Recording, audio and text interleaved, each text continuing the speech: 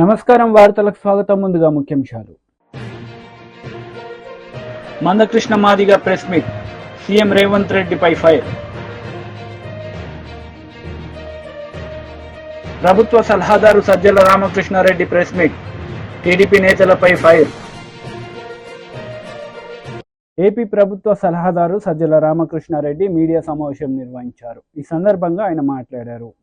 Polling ముందు decision తీసుకుని country అంతా ఇంప్లిమెంట్ చేస్తే అది న్యాయమైంది, నిష్పక్షపాతంగా ఉన్నది. పోలింగ్ అయిపోయింది, కౌంటింగ్ దగ్గరకు వచ్చాక అది ఒక స్టేట్లో ఇక్కడ మాత్రమే ఇలాంటి ఎగ్జామ్షన్ ఇవ్వడం అనేది విడ్డూరంగా కనపడుతుంది, అనుమానాస్పదంగా కూడా ఉంది. అదే రైజ్ చేశాం. But court doesn't want to interfere at this junction. కాలేమని అది కోర్టుకి వెళ్తే అది ఇండిపెండెంట్ వ్యవస్థ, అది ఇండిపెండెంట్ వ్యవస్థ.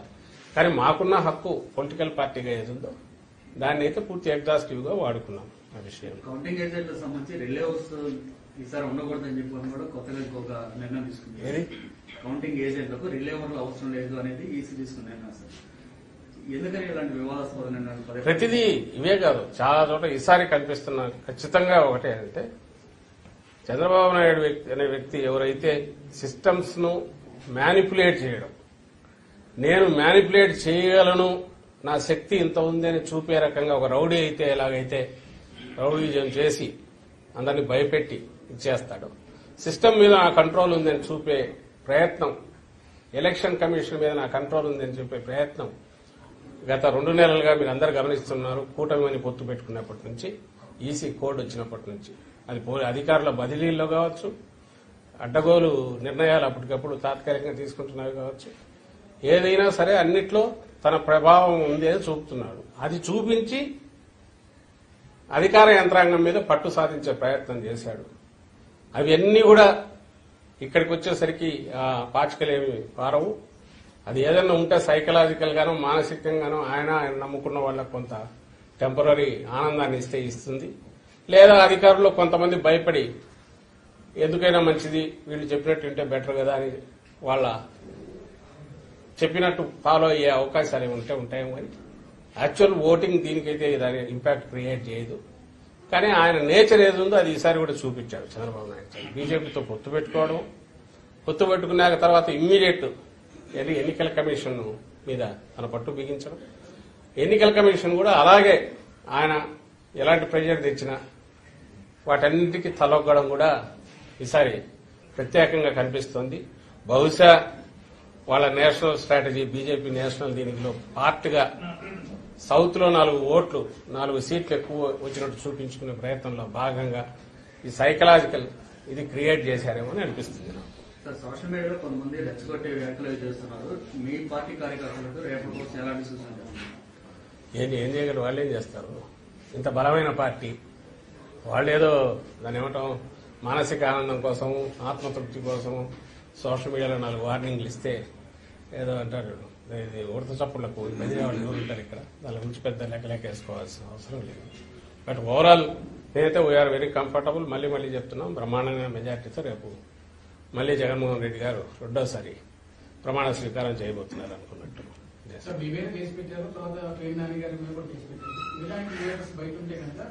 కౌంటింగ్ కూడా ఇబ్బంది వచ్చేటువంటి పరిస్థితి ఉందని టీడీపీ కామెంట్ చేస్తుంది, ట్రోల్స్ కూడా చేస్తుంది.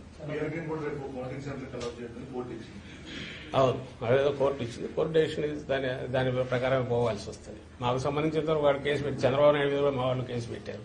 అవేముంది కేసులు, దాని కేసులు నడుస్తుంటాయి. ఈ ప్రాసెస్ ఏది చేసినా నేననేది అసలు విషయం ఏదైతే పోలింగ్ ఏదైతే ఉందో అది అయిపోయింది. కౌంటింగ్ కు రేపటికి వస్తున్నాము. ఏదైనా రేపు మధ్యాహ్నానికి తేలిపోతుంది, రిజల్ట్ తేలిపోతుంది. ఒకవేళ గతంలో మేము ప్రతిపక్షంలో ఉన్నప్పుడు ఎట్లా బిహేవ్ చేశాము, వ్యవహరించాము, అధికారంలో ఉన్నప్పుడు కూడా అలాగే వ్యవహరించాము. చంద్రబాబు నాయుడు అధికారంలో ఉన్నప్పుడు ఎంత దుందుడుగా బిహేవ్ చేసేవాడు, ప్రతిపక్షంలో ఉన్నప్పుడు కూడా అలాగే దుందుడుగా బిహేవ్ చేస్తున్నాడు. ఆ రోజు సీఈఓ మీద అటాక్ చేశాడు. ఈ రోజు ఎన్నికల కమిషన్ ద్వారా ఇంకో రకంగా అధికార యంత్రాంగం మీద పట్టు బిగించి ఆ రకంగా అటాక్ చేస్తున్నాడు. ఆయనకన్నా అలవాటు అది. మా నాయకుడికి కానీ మా పార్టీకి కానీ సంయమనంతో ఉండడము, రూల్స్ ను ఫాలో కావడం ఇదే అలవాటు. అంత మాత్రాన వీఆర్ నాట్ వీక్.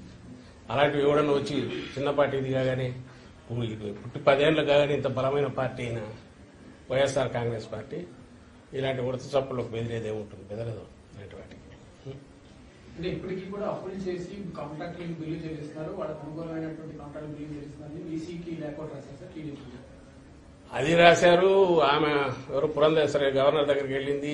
అసలు వాళ్ళ అంటే ఏదో ఒక రకంగా మీడియాలో కనపడాలని ఇది చేస్తున్నారు, అర్థం కావట్లేదు. కానీ అప్పులు ఎన్నో ఇవెన్నో తీయమని అది ఒక చీట్ ఒక లెటర్ రాశారు గవర్నర్కు. నిజంగా వాళ్ళకి ఏదన్నా వాళ్ళు అధికారంలోకి వస్తున్నారని తెలిస్తే 2 రోజులు వెయిట్ చేస్తే అయిపోయేదానికి పోవాల్సిన అవసరం లేదు. ఏదో ఒక హడావుడి చేయాలి అనేది ఒకటి వాళ్ళకి కనపడుతుంది. ఆ హడావుడి చేయడంలో పోదని ఇలాంటివి రాస్తున్నారు, ఇలాంటివి అలాగే లేఖలు పోయిస్తున్నారు. కానీ చంద్రబాబు నాయుడు మాత్రం సైలెంట్ గా ఉన్నాడు, గమనించండి. ఆయన మాత్రం ఎక్కడ మాట్లాడట్లా, చాలా గుంభనంగా వ్యవహరిస్తున్నాడు. ఎక్కడ కూడా ఇంతవరకు కామెంట్ చేయట్లా. బహుశా తనకు పిక్చర్ తెలుసు కాబట్టి రేపు ఏం జరగబోతుంది అనేది దానికి మెంటల్ గా ప్రిపేర్ అయినట్టు ఓకే. ఆయన అసలు ఉన్నట్లేడు, దేశంలో ఉన్నట్లేడు నాకు తెలిసి. మాజీ మంత్రి హరీష్ రావు మీడియా సమావేశం నిర్వహించారు. ఈ సందర్భంగా పలు అంశాలపై ఆయన మాట్లాడారు. టీఎన్జిఓ సంఘానికి అసలు గతంలో ఉన్న టీఎన్జిఓలు జై తెలంగాణ అంటే భయపడ్డారు సందర్భాలు. సమైక్యాంధ్ర పాలకులకు భయపడి టీఎన్జిఓల సంఘం మెత్తబడిపోయిన పరిస్థితులు కనబడ్డాయి. అప్పుడు ప్రధాన కార్యదర్శిగా ఉంటూ స్వామి గౌడ్ అన్న, దేవిప్రసాద్ అన్న మన ఉమ్మడి మెదక్ జిల్లా టీఎన్జిఓ ప్రెసిడెంట్ గా ఉండి, రాష్ట్ర ప్రధాన కార్యదర్శిగా ఉండి ఈ రాష్ట్రంలోని ఉద్యోగ ఉపాధ్యాయులను ఒక్కతాటి మీదకి తెచ్చి ఉద్యోగులందరూ కూడా తెలంగాణ రాష్ట్రం ఏర్పడాల్సిందే అని నినదించడములో, సకల జనుల సమ్మెలో మొత్తం పెన్ డౌన్ కు ఆ రోజు రూపకల్పన చేసి ధైర్యంగా ఉద్యోగులను ముందుకు నడిపించి కేసీఆర్ కు బాసటగా నిలబడ్డ దేవిప్రసాద్ అన్నది కూడా మన సిద్దిపేటే. ఆ అన్నను కూడా ఈరోజు గౌరవించాలి, గుర్తు చేసుకోవాలని చెప్పి అన్నను ఆహ్వానించగానే వచ్చినందుకు దేవిప్రసాద్ అన్నకు కూడా కృతజ్ఞతలు తెలియజేస్తా ఉన్నాం. ఇక మన సోలిపేట సుజాతక్క, రామ్లింగన్న మన మధ్యలో లేరు. కానీ ఉద్యమములో ఒక జర్నలిస్ట్ గా, ఒక విలేకరిగా పనిచేస్తూ ఎన్నిసార్లు జైల్లో పడ్డాడో, ఎన్నిసార్లు అరెస్ట్ అయిండో. తెలంగాణ ఉద్యమంలో ఒక కాల్ వచ్చిందంటే ఫస్ట్ రామ్లింగన్న ముందుండేవాడు. అన్న మన మధ్య లేకపోయినా ఆ అన్నకు అండదండలిచ్చి ధైర్యాన్నిచ్చి రామ్లింగన్నకు మరి బాసటగా నిలబడ్డటువంటి వారి సతీమణి సోలిపేట సుజాతక్క గారిని కూడా ఈరోజు మనం గౌరవించుకోవాలని చెప్పి మనం నిర్ణయించుకున్నాం. అదేవిధంగా మరొక ముఖ్య నాయకుడు, రాష్ట్ర స్థాయిలో మరి తెలంగాణ వర్కింగ్ జర్నలిస్టులకు అసోసియేషన్ లో ప్రధాన కార్యదర్శిగా, అధ్యక్షుడిగా అపూర్వమైన సేవలు అందించడమే కాదు, యాజమాన్యాలన్నీ ఆంధ్ర యాజమాన్యాలున్న తెలంగాణ జర్నలిస్టులకు ధైర్యం ఇచ్చి జర్నలిస్టులందరినీ జై తెలంగాణ అంటూ ఉద్యమంలో ముందుకు నడపడంలో గాని, రాష్ట్ర స్థాయిలో కూడా మరి అప్పుడు సకల జనుల సమ్మెలోనైనా అనేక ఉద్యమాల్లో తన ప్రత్యేకమైన కీలకమైన పాత్ర పోషిస్తూ జర్నలిస్టులను తెలంగాణ ఉద్యమంలో మలచడంలో గాని, జర్నలిస్టులు తెలంగాణ వ్యాప్తంగా తెలంగాణ ఉద్యమానికి చేయూతనందించడంలో అత్యంత ప్రభావశీలమైనటువంటి పాత్ర పోషించినటువంటి మన గజ్వేల్ ప్రాంత వాస్తవ్యులు, ఈ సిద్దిపేట జిల్లా ముద్దుబిడ్డ అయినటువంటి విరాహత్ అలీ గారిని కూడా ఈరోజు మనం గౌరవించాలని వారిని కూడా ఆహ్వానించుకున్నాం. ఇదేదో రాజకీయంగా కాదు, విరాహత్ అలీ గారికైనా ఇంకొకరైనా ఈ జిల్లా నుంచి ఎవరెవరైతే రాష్ట్ర స్థాయిలో ఉద్యమాల్లో క్రియాశీలకమైన పాత్ర పోషించారో వారిని గుర్తించుకోవడం, వారిని గౌరవించుకోవడం ఈ దశాబ్ది ఉత్సవాల సందర్భంగా ఇది మన కర్తవ్యం. ఎందుకంటే ఇవాళ ఈ తరానికి కొంతమందికి తెలియకపోవచ్చు, ఆ రోజుల్లో అసలు తెలంగాణ ఉద్యమం అంటేనే నవ్వినటువంటి రోజులు మనం చూశాం. కానీ ఆ రోజు ఈ సిద్దిపేట జిల్లాలో మనమందరం కేసీఆర్ ఆమరణ నిరాహార దీక్ష శిబిరానికి రంగదాంపల్లి చౌరస్తా ఒక వేదిక అయినప్పుడు ఎంత అద్భుతంగా మీరందరూ పనిచేశారు. ఇదే దేశపతన్న వారం రోజుల ఎజెండా ఇస్తే అది రాష్ట్ర ఎజెండా అయింది. ఇంత అద్భుతంగా ఎంతో ప్రభావశీలంగా ఆ రోజు రాష్ట్రం వస్తుందనో అధికారం వస్తుందనో ఎవరు అనుకోలే. కానీ ఎలాంటి ఆశలు లేకుండా, ఎలాంటి ఆకాంక్షలు లేకుండా, అంటే పదవి ఆకాంక్షలు లేకుండా, పదవుల కోసం కాదు, ప్రజల కోసం, తెలంగాణ ఆత్మ గౌరవం కోసం, దశాబ్దాల కలను నిజం చేయడం కోసం విద్యార్థులు వాళ్ళ కలలు, వాళ్ళ ఆకాంక్షలు, విద్య ఉద్యోగాల్లో ఈ రాష్ట్ర ప్రజలకు మేలు జరగడం కోసం, అన్ని సబ్బండ వర్ణాల కోసం ఆ రోజు ఎలాంటి ఆశలు లేకుండా చేసిన ఉద్యమంలో నిస్వార్థంగా పనిచేసినటువంటి మరి వాళ్ళను మనం గుర్తుంచుకోవడమే ఈ దశాబ్ది ఉత్సవాల్లో నిజమైనటువంటి పండగ. మన సిద్దిపేట జేఏసీ మిత్రులను కూడా పిలుచుకున్నాం. ఆ రోజు దాదాపు సంవత్సరాల తరబడి రాష్ట్రంలో ఎక్కడ లేని విధంగా పాత బస్టాండ్ దగ్గర జేఏసీ శిబిరాన్ని నడిపినటువంటి మా ఉద్యమకారులు, జేఏసీ మిత్రులందరినీ కూడా ఈరోజు గౌరవించాలని చెప్పి మనం ఇక్కడికి పిలుచుకున్నాం. ఎంతో మంది జైళ్లలో పడ్డారు. సమైక్యవాదులు ఆ రోజు పర్యటనకు వస్తే ఆయనను అడ్డుకునేటువంటి ప్రయత్నంలో కూడా లాఠీ దెబ్బలు తిన్నారు, కాళ్ళు చేతులు ఇరిగినాయి. జైళ్లలో పడ్డా కూడా జై తెలంగాణ అంటూ ధైర్యంగా ముందుకు నడిచినటువంటి వాళ్ళను కూడా ఇవాళ మనం గుర్తు చేసుకోవాలనుకున్నాం. సో ఇలాంటి ఈ కార్యక్రమం మన కొత్త ప్రభాకర్ రెడ్డి అన్న జిల్లా అధ్యక్షులుగా, అన్న మనం రొటీన్ గా కాదు, అన్ని జిల్లాల కంటే భిన్నంగా చేద్దాం, ఈ జిల్లా నుంచి రాష్ట్ర స్థాయిలో సేవలు అందించిన వారిని ఆహ్వానించుకుందామని ఒక మంచి ఆలోచనతో మన జిల్లా పార్టీ అధ్యక్షులు కొత్త ప్రభాకర్ రెడ్డి గారు ఇంత గొప్పగా ఈ కార్యక్రమాన్ని నిర్వహించడం నిజంగా నాకు చాలా సంతోషంగా ఉంది. ఎందుకంటే ఏ ఉద్యమకారుడైనా, ఏ పోరాటంలో పాల్గొన్న వాళ్ళైనా ప్రేమను కోరుకుంటారు, గౌరవాన్ని కోరుకున్నారు తప్ప ఇంకేం కోరుకోలేదు. ఆ రోజు రాష్ట్రం వస్తుందనో, సీనన్న ఎమ్మెల్సీ అవుతాడనో, నేను ఎమ్మెల్యే అవుతానో. కాంగ్రెస్ నేతలు మీడియా సమావేశం నిర్వహించారు. ఈ సందర్భంగా పలు అంశాలపై వారు మాట్లాడారు. మీడియా మిత్రులకు నమస్కారం. ఎమ్మెల్సీ ఎన్నికల, మహబూబ్ నగర్ ఎమ్మెల్సీ ఎన్నికల ఫలితం వచ్చింది. మునిగిపోయేటానికి గడ్డిపోచ దొరికినా కూడా ఆనందపడతాం. సముద్రంలో మునిగిపోయేటానికి గడ్డిపోచ దొరికినా అబ్బా లైఫ్ లైన్ వచ్చిందిరా అని ఆనందపడతాం. కానీ అది ఎంతసేపు ఉంటుంది, ఆ గడ్డిపోచ ఎంతకాలం కాపాడుతుంది అనే విచక్షణ వాళ్ళకు ఉండదు ఆ సమయంలో. ఇప్పుడు కేటీఆర్ గారిది కూడా గదే పరిస్థితి. మునిగిపోతున్నామని ఆల్రెడీ స్పష్టంగా తెలుస్తూ ఉంది. మెదక్ పార్లమెంటే గెలుస్తారో లేదో అన్న రిపోర్టు వారికి వచ్చే ఉంటుంది. మొత్తం తెలంగాణలో ఉన్న 17 అసెంబ్లీ స్థానాల్లో 1, 2 స్థానాల్లో తప్ప మిగతా స్థానాల్లో 3వ స్థానం లేదా డిపాజిట్లు పోవడం ఖాయం అయిపోయింది. రిజల్ట్ 4వ తారీఖు వచ్చే రిజల్ట్ గురించి ఆలోచించకుండా మహబూబ్ నగర్ ఎమ్మెల్సీ ఎన్నికల ఫలితాల గురించి వ్యాఖ్యానం చేస్తూ ఉన్నాడంటే కొద్దిగా కూడా రాజకీయ పరిజ్ఞానం లేదు మా కేటీఆర్ గారికి. స్పష్టంగా మనకు తెలిసిన విషయమేనా, టీఆర్ఎస్ పార్టీ గుర్తుతోటి గెలిచిన ఎంపీటీసీలు, జెడ్పీటీసీలు, కౌన్సిలర్లు పెద్దలు చెప్పినట్టుగా 920 గెలుచుకున్నారు. మాకు 340 మందే గెలిచినాం. దాంట్లో ఎలక్షన్స్ కంటే ముందు చాలా మంది బీఆర్ఎస్ లోకే పోయినరు. అంటే ఓన్లీ 200-250 మంది కాంగ్రెస్ బలం.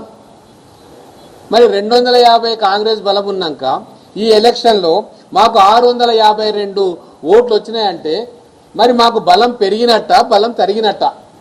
ప్రజామోదం కాంగ్రెస్ పార్టీకి పెరిగినట్ట, తగ్గినట్ట? బీఆర్ఎస్ పార్టీకి 920, మళ్ళీ అదనంగా కాంగ్రెస్ లో అక్కడిక్కడ గెలిచిన వాళ్ళు జాయిన్ అవ్వడం, దాదాపుగా 1100 మంది బీఆర్ఎస్ లో ఉండిరి ఈ ఎలక్షన్ కంటే ముందు. మరి 1100 మంది ఉంటే ఎంత అయిన వాళ్లకు 763 మంది, అంటే దాదాపుగా 350 మంది సొంత పార్టీలో గెలిచిన ఉన్న వ్యక్తులు కూడా ఆ పార్టీని కాదనుకొని కాంగ్రెస్ పార్టీకి ఓటేసిందంటే రాబోయే రోజుల్లో ఏ కార్యకర్త కూడా గ్రామీణ స్థాయిలో బీఆర్ఎస్ పార్టీకి మిగలడు. మొత్తం కూడా ఖలాస్ అయిపోతుంది, ఈ పార్టీ భూస్థాపితం అవుతుంది. ఎందుకు అంటే తెలంగాణ ఆకాంక్షలను కానీ, తెలంగాణ అమరవీరులను కానీ గౌరవించుకునేది, ఆకాంక్షలు నెరవేర్చేది, భవిష్యత్తులో తెలంగాణ పునర్నిర్మాణం నిజాయితీగా చేసేది కాంగ్రెస్ పార్టీ అని చెప్పి ఈరోజు 50 మంది తెలంగాణ ప్రజలకు తెలిసిపోయింది. అందుకే అద్భుతంగా ఈరోజు రాష్ట్ర గీతాన్ని జాతికి అంకితం ఇచ్చుకున్నాం, ఉద్యమకారులను గౌరవించుకున్నాం. రాబోయే రోజుల్లో వాళ్ళకు సన్మానం కూడా చేసుకుంటాం. ఒక కుటుంబ హస్తాల నుంచి తెలంగాణను విముక్తి చేసుకున్నాం. ఆ సంతోషం ఈరోజు తెలంగాణ ప్రజలకు ఉంది. ఈ తెలంగాణలో బీఆర్ఎస్ పార్టీ భూస్థాపితమైందన్న సంతోషం రేపు 4వ తారీఖులో తెలంగాణ ప్రజలకు చిరుజల్లులాగా వాళ్లకు కురుస్తుంది, వాళ్ళ మీద పడుతుంది. రాబోయే 5 సంవత్సరాలు చాలా సంతోషంగా తెలంగాణ ప్రజలు ఉండబోతా ఉన్నారు. మా ముఖ్యమంత్రి గారు, మా మంత్రులు అత్యద్భుతంగా 6 గ్యారెంటీలు అమలు చేయబోతా ఉన్నారు. కొంతమంది గవర్నమెంట్ ఉద్యమకారులను అమరవీరుల కుటుంబాలను గౌరవిస్తున్నది చాలా మంది పిలువలే తప్పది. మందకృష్ణ మాదిగా ప్రెస్ మీట్ నిర్వహించారు. ఈ సందర్భంగా పలు అంశాలపై ఆయన వివరణ ఇచ్చారు. సమ్మక్క సారక పేరు ఉండదా? కథ పాటలు మాత్రం సమ్మక్క సార ఉంటుంది. డప్పు ఉండదా? సాంస్కృతిక ఆయుధాలు ఉండవా? ఏంటి పరిస్థితి? ఇక్కడ మేము సూటిగా చెప్తున్నాం, నిన్న ఆమోదించిన అందశ్రీ రాసిన నిన్న ఆమోదించిన పాటను మేము గుర్తించాం. తెలంగాణ సమాజం కూడా గుర్తించదు. మన పాటలో ఏమొస్తుంది? మీ దృష్టికి నేను తీసుకొస్తున్నా. నేను ఒక పాటలో మీరా సాహెబ్ కూడా పేరు వస్తుంది. ఎస్సీలది, బీసీలది, మైనార్టీలది, అగ్రకులాల్లో ఉన్న వాళ్ళందరిది వస్తుంది, బ్రాహ్మణులది కూడా వస్తుంది. ఇప్పుడు ఎవరి పేరు లేకుండా పోయింది కదా. అంటే బహుశా అందశ్రీ రాసిన పాటల్లో రెడ్డి సామాజిక వర్గం పేరేమో లేనట్టున్నది. కాబట్టి మిగతా వాళ్ళ పేర్లు ఎందుకు పెట్టాలని చెప్పి అన్నీ తీసేసినట్టున్నది నేను అనుకుంటున్నా. అందశ్రీ రాసిన పాటల్లో స్ఫూర్తిని నింపిన ఒక రెడ్డి సామాజిక వర్గ ప్రముఖుడి పేరు లేనట్టున్నది. కాబట్టి మా రెడ్డి సామాజిక వర్గం ప్రముఖుల పేర్లే లేనప్పుడు మిగతా వాళ్ళ పేర్లు ఎందుకని మొత్తం తీసేసినట్టున్నది. తీసేయమని ఈయన చెప్పినట్టున్నది, ఈయన తీసేసిండు. అంటే ఉన్న గౌరవం అందశ్రీ పోడగొట్టుకున్నాడు. అందువల్ల మేము చెప్తున్నాం, నిన్న ఆమోదించిన జూన్ 2వ తారీఖున ఆమోదించిన ఆ గీతాన్ని తెలంగాణ సమాజం అంగీకరించదు, ఆమోదించదు. స్పష్టం చేస్తున్నాను నేను, తెలంగాణ సమాజం అంగీకరించదు, ఆమోదించదు. నేను మళ్ళీ చెప్తున్నా, ఆనాడు ఉద్యమ కాలంలో పాడిన పాట తెలంగాణ సమాజాన్ని నిద్రలేపింది, యుద్ధంలో నిలబెట్టింది. ఇప్పుడు నిన్న పాడిన పాట అందరినీ నిద్రపుచ్చేటట్టు చేసింది. మేము పాలిస్తాం, మీరు నిద్రపోండి అని చెప్పేసింది. అంటే ఇది జోలపాడినట్టు చేసింది. ఆ 3 చరణాలే జోలపాడింది, కానీ 12 చరణాలు యుద్ధంలో నిలబెట్టింది. అది యుద్ధంలో నిలబెట్టింది ఆ పాట. ఇప్పుడు ఈ పాట నిద్రపోండి అని చెప్పి జోలపాట పాడింది. బహుశా ఇప్పుడు పాలకుడికి కావాల్సిందేంది? అందరినీ నిద్రపుచ్చడమే కదా. రేవంత్ రెడ్డి గారు కావాల్సిందేంది? నిద్రపుచ్చడమే కదా. కాబట్టి నిద్రపుచ్చే పాటగా దాన్ని తయారు చేసిండా అనే విషయం కూడా మేము స్పష్టం చేస్తున్నాం. అంటే కీరవాణ్ణి పెట్టిండా లేదా ప్రాంతీయ దృక్పథంతో ఇంకో కోణంలో నేను మాట్లాడతలేను. ఎవరిని పెట్టిండా నేను మాట్లాడతలేను. కానీ ఆనాడు అందశ్రీ మొత్తం పాట తెలంగాణ 3 కోట్ల మంది పైగా ప్రజల్ని నిద్రలేపింది, యుద్ధంలో నిలబెట్టింది, తెలంగాణ సాధించే భూమిక పోషించింది. అంటే ఆనాటి పాలకుల్ని ప్రశ్నించే స్థాయికి తీసుకొచ్చింది. కానీ ఈ పాట ఈనాటి పాలకులకు ఊడిగం చేసే విధంగా తయారు చేసిండ్రు, దాన్ని నిద్రపుచ్చే ప్రయత్నం చేసిండు అనే విషయం కూడా స్పష్టంగా రుజువుతుంది. కాబట్టి మళ్ళీ చెప్తున్నాం, ఈ పాటను ఆమోదించేది లేదు, అంగీకరించేది లేదు. నేనే కాదు, తెలంగాణలో ఉండబడే మొత్తం 3 కోట్ల మంది ప్రజలు నిన్న పాడిన ఆ పాటతో అసలు పాటకు విలువ లేకుండా పోయింది, పాట రాసిన అందశ్రీకి విలువ లేకుండా పోయింది, ఆమోదించిన రేవంత్ రెడ్డి గారికి అతనికి స్పృహ లేకుండా పోయింది. ఆయనకంటే స్పృహ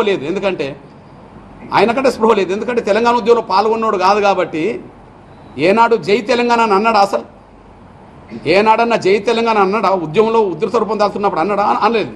కాబట్టి ఆయన నాయకత్వంలో నిన్న జరిగిన ఉత్సవాలు అది కాంగ్రెస్ పార్టీ వాళ్ళు చేసుకున్న ఉత్సవాలు ఉన్నాయి, కానీ తెలంగాణ మొత్తం సమాజం నిర్వహించిన ఉత్సవాలుగా అవి లేవనే విషయం కూడా మేము స్పష్టం చేస్తున్నాం. ఈ విషయంలో ఇంకొకటి గుర్తు చేస్తున్నాను నేను. నంబర్ 1, రేపు ఉద్యమ కాలంలో అందశ్రీ రాసిన ప్రతి పదం ప్రతి అక్షరం ఉండే విధంగా అన్ని పార్టీలు ఒప్పిస్తాం. ఉద్యమ కాలంలో ఏ పార్టీ అయితే ఏ అక్షరాలతో కూడిన పదాలు అయితే ఉన్నాయో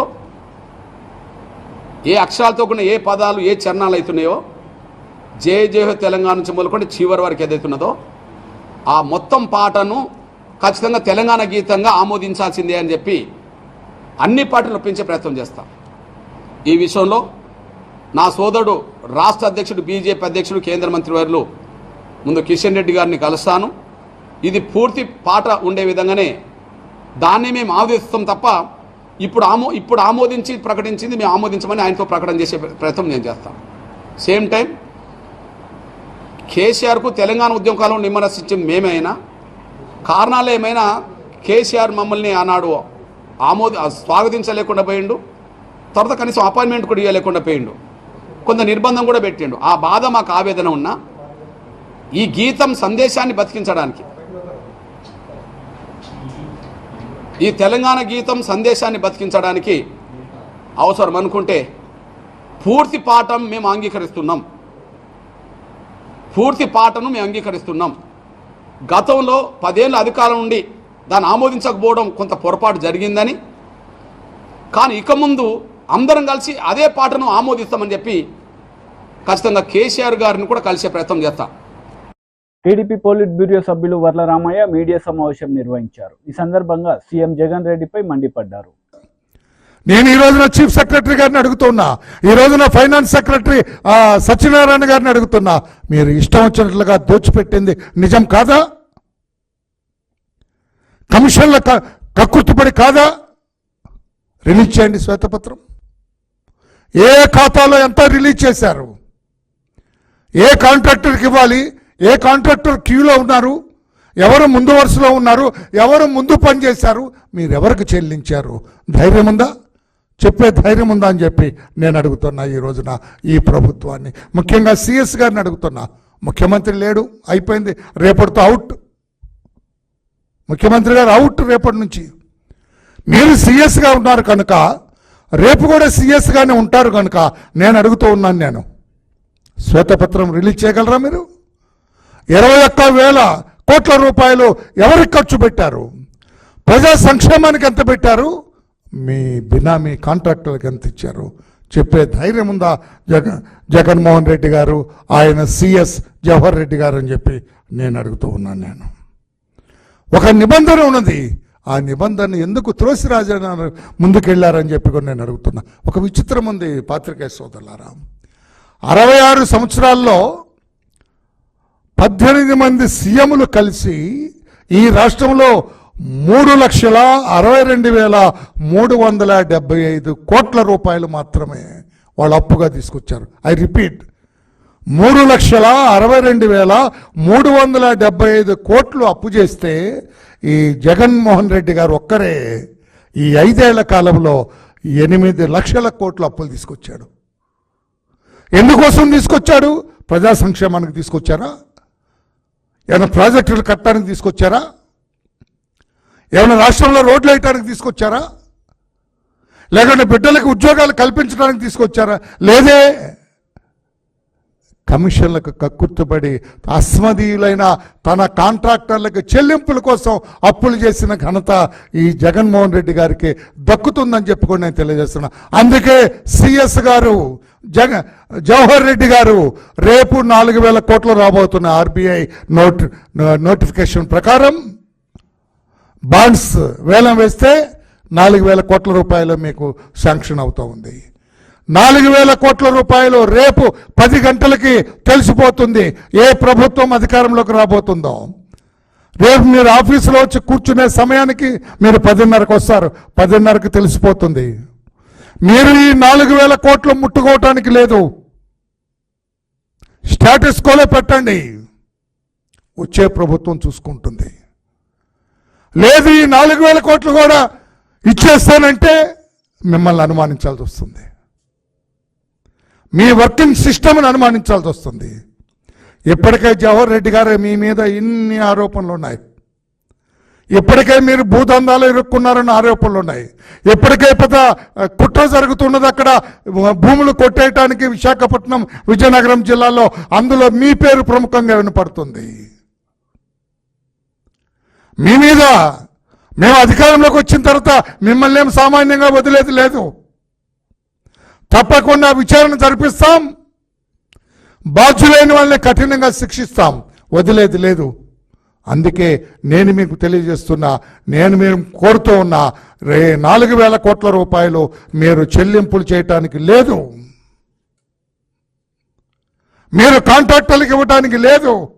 అట్లా ఉంచండి, వచ్చే ప్రభుత్వం చూసుకుంటుంది. ప్రయారిటీ చూసుకుంటే వచ్చే ప్రభుత్వం ఎవరికి ఇవ్వాలి, ఎలా ఇవ్వాలి, ప్రజా సంక్షేమాన్ని దృష్టిలో పెట్టుకొని వచ్చే ప్రభుత్వం చూస్తుంది. అంతే తప్ప ఈ అసమర్థీయులకు ఇవ్వటానికి 4,000 కోట్ల రూపాయల్లో ఒక్క రూపాయి కూడా ఖర్చు పెట్టడానికి వీల్లేదని చెప్పి కూడా నేను గౌరవ సిఎస్ గారిని కోరుతున్నా. ఒకవేళ మీరు రేపు తగుదునమ్మా అని సిఎస్గా ఉన్నాను కదా అని అసలు నన్ను అడిగితే రేపు 10 గంటలకి సిఎస్గా మీరు తొలగిపోవాలా? రేపు 10 గంటలకు అర్థమైపోతుంది ఏ ప్రభుత్వం అధికారంలోకి వస్తుందో. అది మీరు ఆశించిన ప్రభుత్వం రాదు. ఏ ప్రభుత్వం అధికారంలోకి వస్తుందో మీరు ఆశించిన ప్రభుత్వం రాదు. అప్పుడు మీరు సిఎస్గా కొనసాగటంలో ఔచిత్యం ఉందా? మీకేమైనా నైతిక విలువలు ఉంటే రేపు 10:30 AM ఎప్పుడైతే విండు తెలిసిపోతుంది, రేపు 10:30కి తెలిసిపోతుంది ఎవరు అధికారంలోకి రాబోతున్నారో. రేపు 10:30కి మీకు అర్థమైపోతుంది ఎవరు అధికారంలోకి రాబోతున్నారో. వెంటనే మీరు మీ పదవి నుంచి తప్పుకోవాలని చెప్పి కూడా నేను డిమాండ్ చేస్తున్నా. మీకు కొనసాగే నైతిక హక్కు లేదు జవహర్ రెడ్డి గారు. టీడీపీ లీడర్ మీడియా సమావేశం నిర్వహించారు. ఈ సందర్భంగా పలు అంశాలపై ఆయన మాట్లాడారు. ఫలితాలతో ఈ రాష్ట్రానికి మోక్షం లభిస్తూ ఉంది. అంతేకాదు జగన్ పరిపాలనలో ఎమ్మెల్యేల దోపిడీ, మంత్రుల దోపిడీ, నాయకుల దోపిడీ, ముఖ్యమంత్రి దోపిడీ, సలహాదారుల దోపిడీ, ఎక్కడైనా అంతు లేకుండా రాష్ట్రం నలుమూలలా దోచుకున్నటువంటి చరిత్ర జగన్మోహన్ రెడ్డిది. ఈరోజు సజ్జలు మాట్లాడుతూ ఉన్నాడు. ఓటమి తెలుసుకున్నటువంటి వైసీపీ తాడేపల్లి కార్యకర్తలను రెచ్చగొడతా ఉన్నాడు. మీరు వెళ్ళి తిరగబడండి, కౌంటింగ్ సెంటర్లో గొడవలు చేయండి, ఏమన్నా చేయండి. ఎందుకంటే వీళ్ళు ఎమ్మెల్యేకి అలాగే చెప్పారు మాచర్ల పిన్నెల రామకృష్ణారెడ్డి, అందుకనే ఈవీఎంలు బాల్గొట్టాడు. ఇవాళ కార్యకర్తల్ని నాయకులను రెచ్చగొడతా ఉన్నారు. ఓటమి భయంతోనే సజ్జల రామకృష్ణారెడ్డి కార్యకర్తలను రెచ్చగొడుతున్నాడు. రెచ్చిపోతే జైలుకి వెళ్తారు వైసీపీ నాయకులారా. మీ జీవితాలతో ఇన్నాళ్ళు ఆడుకున్నాడు. సజ్జల లాంటి సలహాదారులు కానీ, వైసీపీ మంత్రులు కానీ, తాడేపల్లి కానీ వాళ్ళు కుబేర్లు అయిపోయారు. ఇంకా మీతో ఆడుకోవడం కోసం మిమ్మల్ని రెచ్చగొడతా ఉన్నారు. రేపు ప్రశాంతమైన వాతావరణంలో ఎన్నికల కౌంటింగ్ జరిగే పరిస్థితిని డిస్టర్బ్ చేయాలని సజ్జల రామకృష్ణారెడ్డి వైసీపీ కుట్ర పన్నుతోంది. దీన్ని అధికారులు ఇప్పుడే మేల్కొనాలి. సజ్జల మీద కేసు పెడితే కాదు, ఇలాంటి వ్యక్తుల్ని ముందస్తుగా అరెస్ట్ చేయాలి. వార్తలు ముగించే ముందు ముఖ్యాంశాలు మరోసారి. Mandakrishna Madiga press meet, CM Revanth రెడ్డిపై ఫైర్. ప్రభుత్వ సలహాదారు Sajjala Ramakrishna Reddy press meet, TDP నేతలపై ఫైర్. ఈ వార్తలు ఇంతటితో సమాప్తం. తిరిగి ప్రసారమయ్యే వార్తల్లో మళ్ళీ కలుద్దాం. అంతవరకు సెలవు. నమస్తే.